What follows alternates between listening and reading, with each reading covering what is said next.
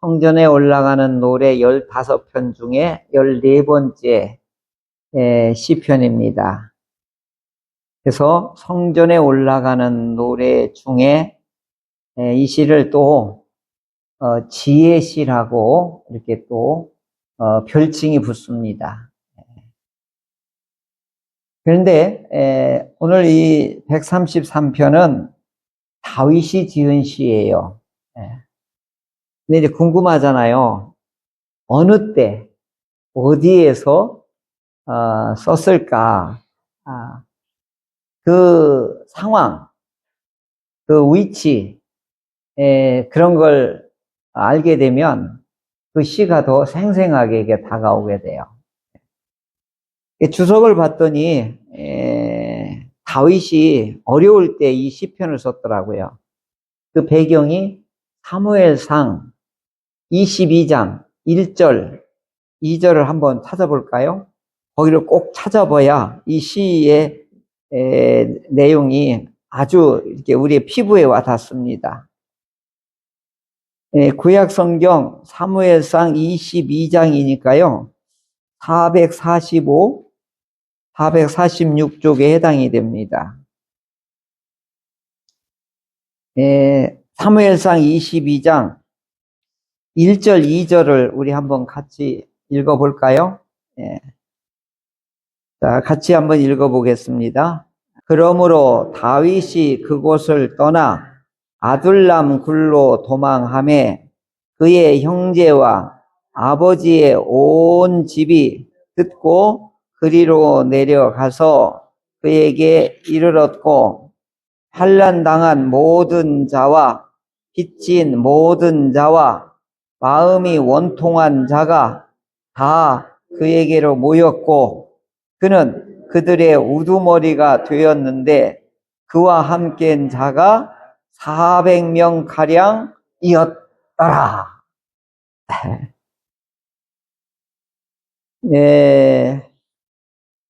어디예요, 장소가? 아둘람 굴. 동굴이에요, 동굴. 근데 제가 궁금했어요. 조금 늦게 내려왔는데 이게 도대체 어느 위치인지. 저기 여기를 안 가봤거든요. 이스라엘 갔어도. 여기다 이제 지역인데 오늘 영상에 거기 그 이스라엘에서 신학 박사 공부하는 분이 거기 직접 가서 촬영한 내용이 나와요. 자, 그 영상을 봐야 이 내용이 진짜 실감이 나요. 한번 보실까요? 자, 여기 이제 막벨라 굴이에요.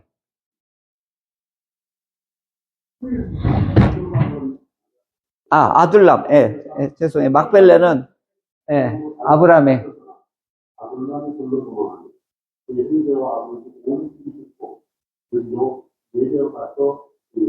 지금 우리가 읽은 본문이죠? 이제 환난당한 모든 자와 그 모든 자와 마음이 원통한 자가 다 그들에게 모였고 그를 우두머리였는데 그와 함께 아들이 우리가 이제 설명하면은 바로 아들만 마우스 치우죠.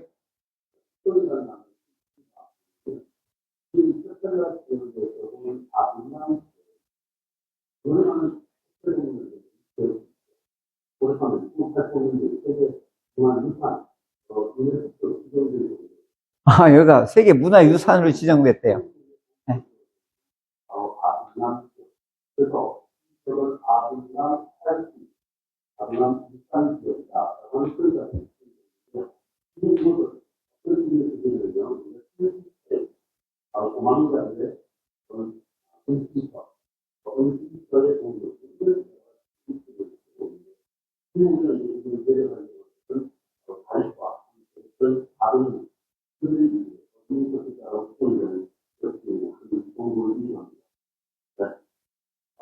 이스라엘 아이들, 드라마한 이스라엘 아이들을 보면 바로 한국학교 학생들이 사실 이것을 속공으로 있는데요. 왜냐하면 아무래도 이장이 나오는 아들남들을 체험하기 위해서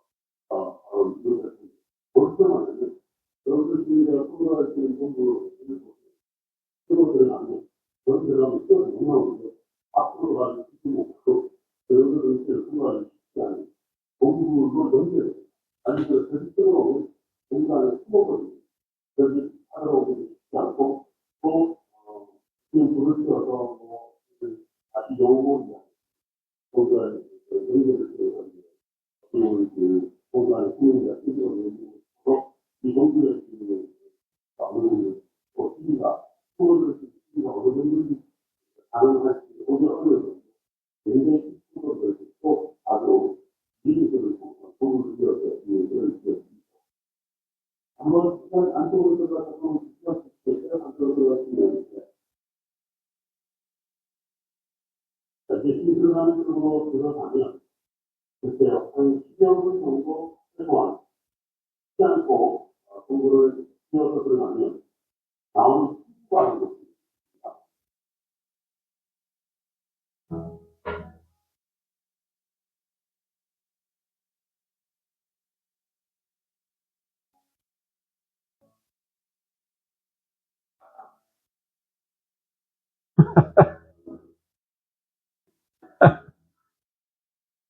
이 완전한 것들은 아무데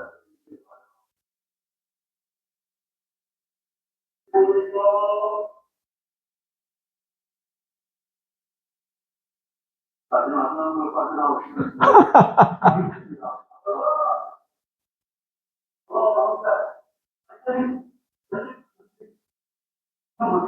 지금 그 이스라엘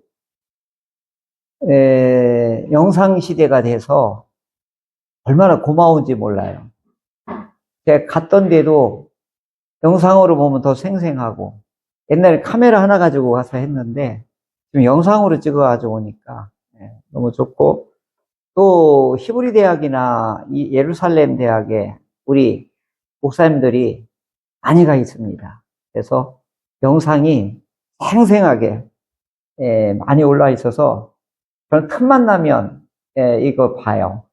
성서 지리 때문에. 그런데 제가 오늘 이게 주석을 봤는데 아둘람 이 굴에서 이 다윗이 여기서 썼다는 거예요. 그래서 아둘람이 어딘가 했더니 이것만 봤어도 여러분 잘 몰라요. 이스라엘 전체 지도를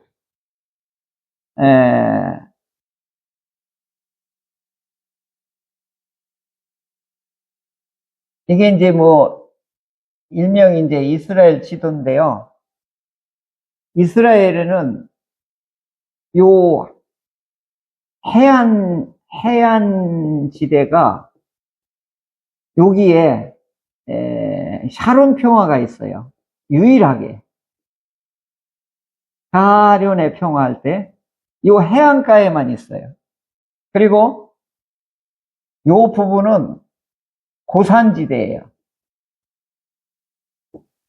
약 800에서 한 1000m 정도 되는 엄청 높아요. 근데 요 지역이 이렇게 경사 가지고 요 부분이 요만큼이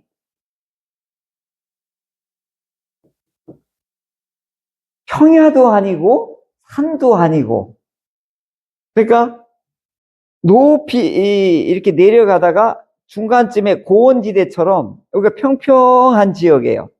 그러다가 쭉 해안 지역으로 가면 거기는 해안 지역에 가까울수록 여기만 유일하게 평야가 형성되어 있는 거예요.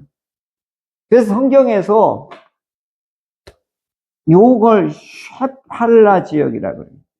쉐팔라 지역이라고 그러는데 여기에서 일어난 사건이 굉장히 많아요. 아주 독특한 지형의 특색이 있는데 이 아둘람 굴이 여기에 있는 거예요. 요 지역에. 요 지역에 있는데 특별히 여기가 헤브론 이 남쪽 지역인데 요 아둘람이 여기에서 가까운 지역에 있는 거예요. 지금 아까 그 막벨라 케이브 가는데 그 아까 이정표가 있었잖아요. 남쪽으로 쫙 내려가는 지역이 있는데 그 아둘람 그 굴이 유네스코 자연유산에 들어갔다는 거 아니에요. 근데 어느 정도 굴이 많으냐면 이 지역이 석회암 지역이에요. 우리나라도 시멘트 많이 나오는 데 어디예요? 거기에 보면 막 무슨 굴 있잖아요. 그게 석회암 지역이거든. 단양 그쪽으로. 근데 이제 여기가 그런 지역이에요. 아둘람 여기가. 그러니까 굴이 아직도 다 발견 못했대. 수천 개가 넘는데.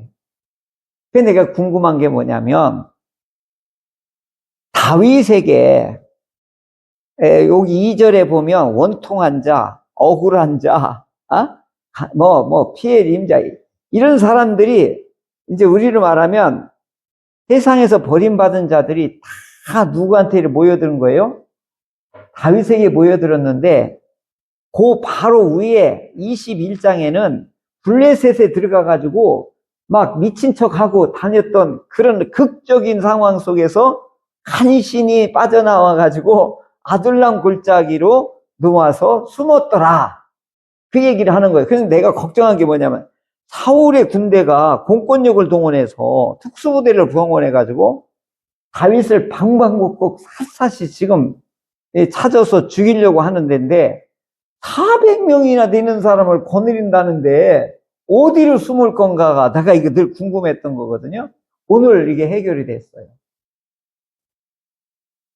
400명이 뭐예요? 1000명도 숨겠어요. 이렇게 보니까. 아하. 이제 의문이 풀렸어요, 제가. 400명 데리고 다녀도 각자 숨어! 그러면 사울의 군대가 여기를 못 들어와요. 들었다가는 죽거든요. 한 사람 간신히 빠져들은 굴이, 토끼굴이 몇 개요. 되게 보면, 3개, 4개를 파놓는다는 거 아니에요? 싸나운 짐승이 자기를 하려면 굴을 3개, 4개 파놓는다는데 이건 이루 말할 수 없는 굴이 많으니까 여기가 은신처가 된 거죠.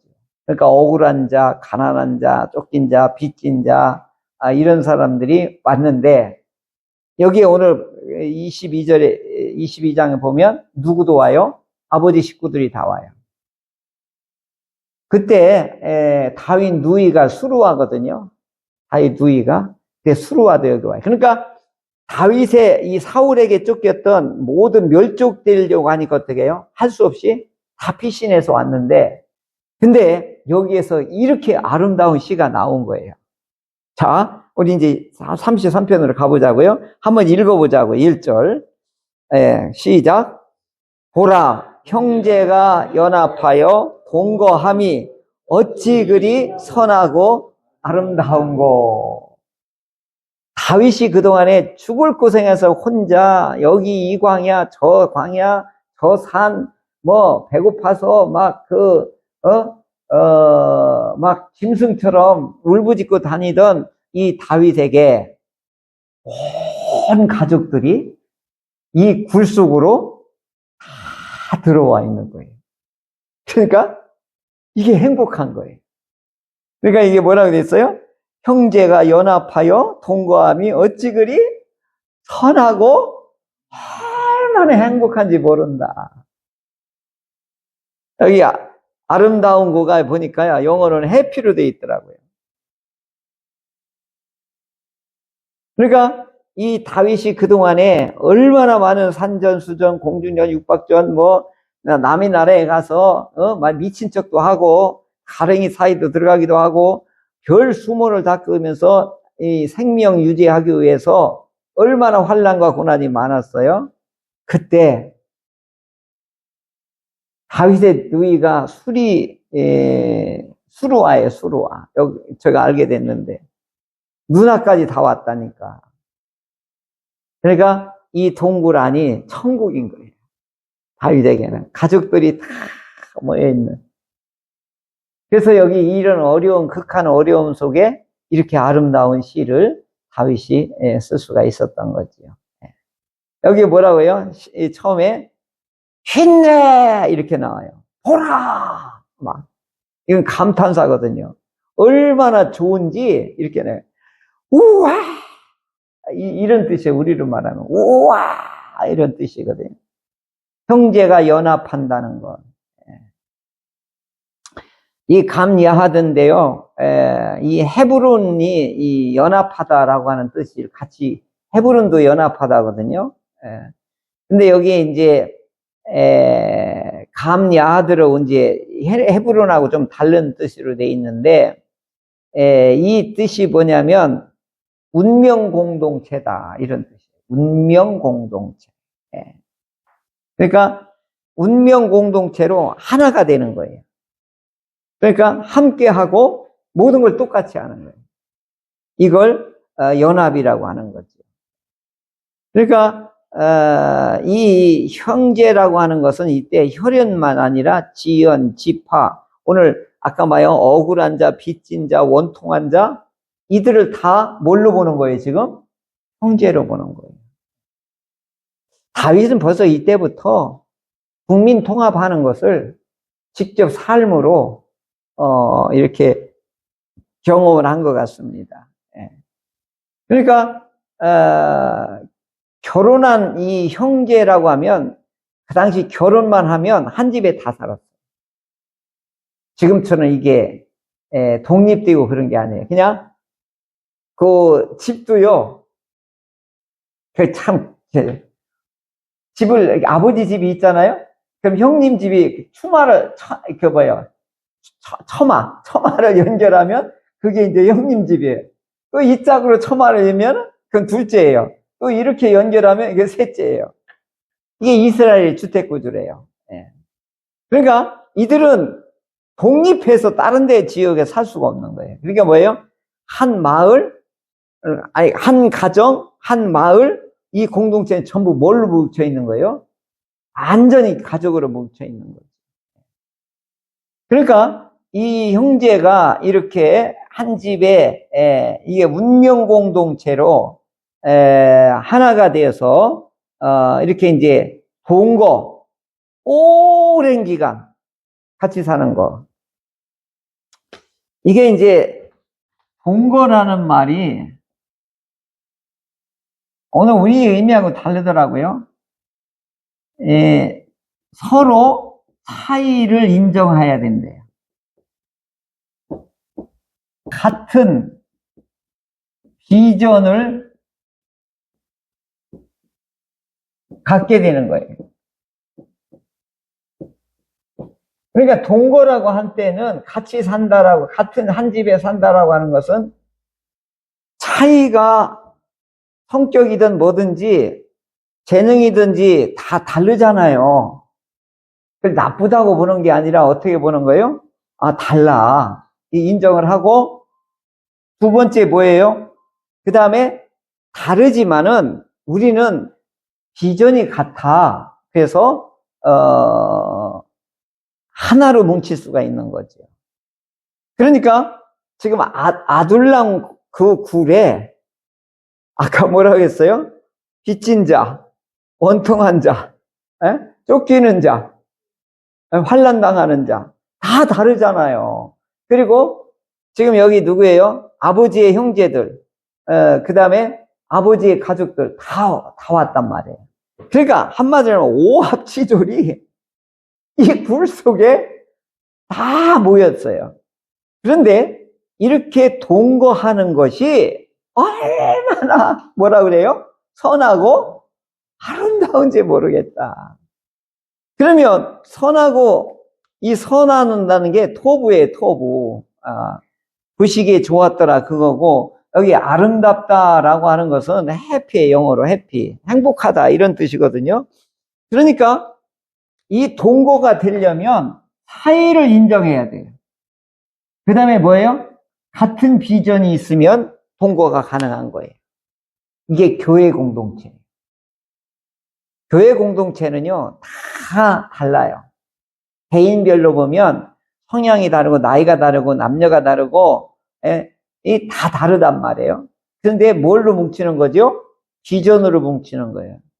그게, 이제 뒤에 또 나오겠지만, 이렇게 여러 사람이 연합하고 동거하는 것이, 이것이 뭐냐? 하나님 보시기에 좋은 것이고, 이것이 행복이다. 라고, 이렇게 아름다운 시로 다윗이 이와 같이 노래하고 있는 것입니다. 이 선하다라고 할 때 이 토부인데, 이 단어에는 무궁무진한 해석이 많아요. 뭐 질적으로 또한 가치적으로 좋은 것이다, 도덕적으로 좋은 거다, 경제적으로 좋은 거다, 하나님의 인격이다, 명성이나 평판이 좋은 것이다. 이거 외에도 해석이 또 굉장히 많아요. 그러니까 착해야 돼. 우리로 말하면 착해야 된다는 우리의 일상적으로 쓰는 말처럼 이 사람들은 뭐예요? 토부 이렇게 하는 건 오늘 우리들이 착해야 돼 라고 하는 말하고 비슷한 거예요. 그럼 우리 착하다고 하는 게 착한 게 뭐요? 이렇게 물으면 쫙 이야기하죠. 그러니까 뭐예요? 성격이 차분하고 배려도 해야 되고 부모님 잘 모셔야 되고 상대를 존중히 여기고 뭐 할 것이 얼마나 많냐고요. 근데 여기 아름다운 거 이것도 보니까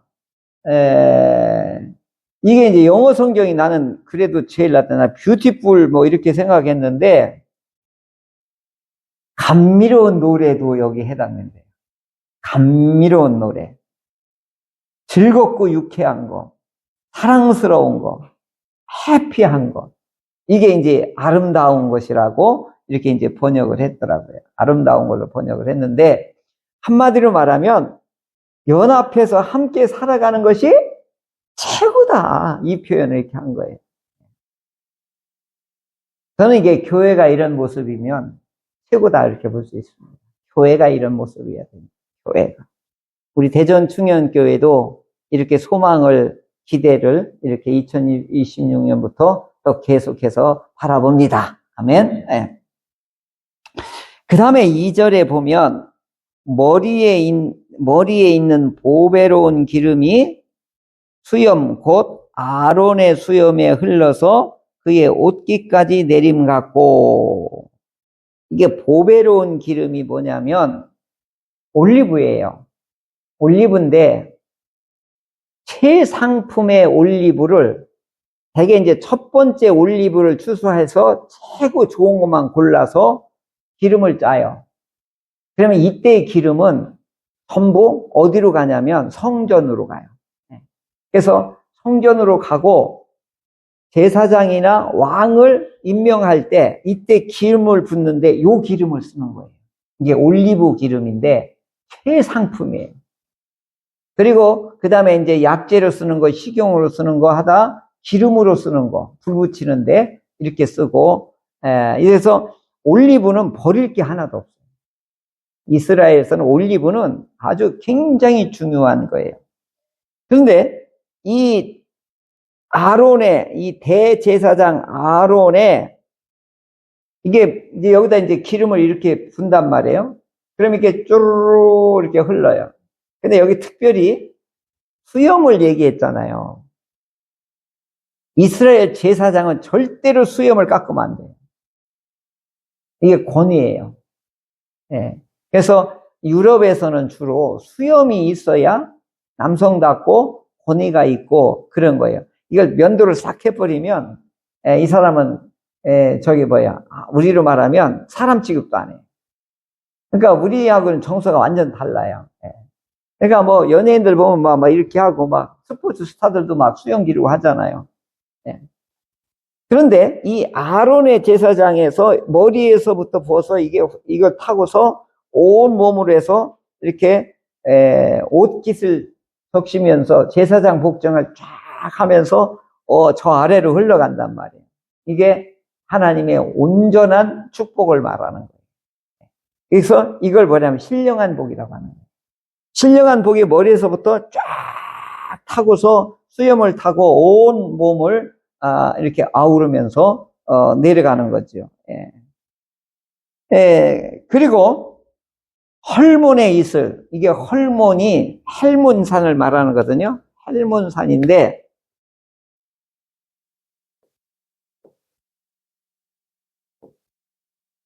우리나라로 말하면 백두산이에요.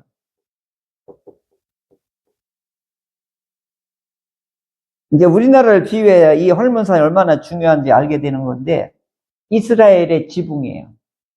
그리고 백두산이 높잖아요. 벌써 8월 달 가면 벌써 눈 내리기 시작하더라고요. 그러니까 막, 2400, 몇 미터니까. 근데 헬본산은 백두산보다 더 높아요. 더 높아요. 그러니까 만년설이니까 여기서 쫄쫄쫄 눈이 내리면 이스라엘의 이 지하를 타고서 이스라엘로 들어오는데 폭포를 이루어요. 그 물이. 예, 막 땅속으로 바위로 막 이렇게 타고 들었던 건데 이스라엘로 들어올 때면 살단 위쪽으로 가다 보면 갈릴리 호수의 생명수가 이 헬몬산에서 내려오는 거예요.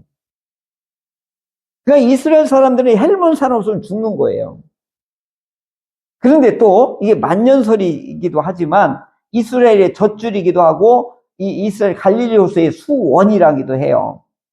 그러니까 이 이스라엘에서 아침에 정도 되면 여기에서 이 눈이 이렇게 녹으면 이슬처럼 해가지고 쭉 타고 이렇게 내려와요. 그게 이스라엘의 농사 짓는데 이게 핵심이에요. 여기에서 이 이슬이 안 내려오면 채소니 뭐 이런 게 자라지 않는 거예요. 그러니까 이 헬몬산에서 내려오는 이 이슬과 헬몬산에서 내려오는 이 수원은 이스라엘의 생명수인 거예요. 자, 여기에서 다윗은 두 가지를 짧은 시지만 엄청난 지금 감격스럽게 얘기하는 거예요. 자, 아론 제사장의 머리에 수염에 머리에 기름 붓는 건 신령한 복을 이야기하는 거예요. 하나님의 영적인 축복을 말하는 거고 헬몬산에서 이슬이 내리는 건 뭐예요? 자연의 축복을 말하는 거예요. 그러니까 이건 기름진 축복을 말하는 거예요. 그러니까 이삭이 야곱을 축복할 때 딱 두 가지 축복하잖아요. 신령한 복과 기름진 복이 야곱에게 있기를. 할렐루야. 오늘 신앙생활할 때 우리도 이 두 축은 꼭 있어야 돼요. 그래서 이거 항시 말씀에는 하나님 우리에게 주시는 축복이 영적인 축복과 이 땅에 살아가는 윤택한 삶이란 말이에요. 그러니까 제가 늘 강조하는 게 이걸 먼저 깨달은 사람이 유대인들이에요. 성인식 할 때 성경을 읽을 수 있도록 성경을 외우게 하는 거예요. 성인식 때 신명기까지 이게 율법서를 다 외우게 하고 그 다음에 어떻게 해요? 축하금으로 뭘 주는 거예요? 이 땅에서 네가 돈 관리 잘해야 잘 살 수 있다. 그래서 영적인 것과 경제적인 것을 두 개를 딱 겸장을 해주는 거예요. 그래서 앞으로는 네가 이렇게 살아야 된다. 그러니까 유대인들이 잘 사는 거예요. 그러니까 이걸 성경의 원리에서 깨달은 거예요. 그러니까 지금 다윗은 뭐예요? 기름진 복과 신령한 복과 기름진 복을 지금 자기가 맛보고 있다고 지금 이렇게 하는 거예요. 이것이 어디에서 임하냐? 시온에 임하고 있다. 그래서 이들은 하나님께로 올라가는, 성전으로 올라가는, 하나님을 만나는 것 이렇게 하고 이와 같이 형제가 연합하는 것이 행복이고 이것이 선함이다. 그리고 이것이 이루어지는 것은 신령한 복과 기름진 복이 여호와께로부터 내려온다. 이것을 다윗은 노래로 시로 이렇게 아름답게 하는 건데 아까 봤던 어디에서 이런 아름다운 시가 나온 거예요? 아들랑굴에서. 오늘 우리 2026년에도 우리 대전중현교회가 기름진 복과 신령한 복이 우리 대전교회, 대전중현교회도 있고 사랑하는 성도들에게도 이 신령한 복과 기름진 복이 우리 하나님으로부터 내려오는 그런 아름다운 복을 받아 2026년을 힘차게 달려가는 우리 모두가 되기를 주님의 이름으로 축복합니다.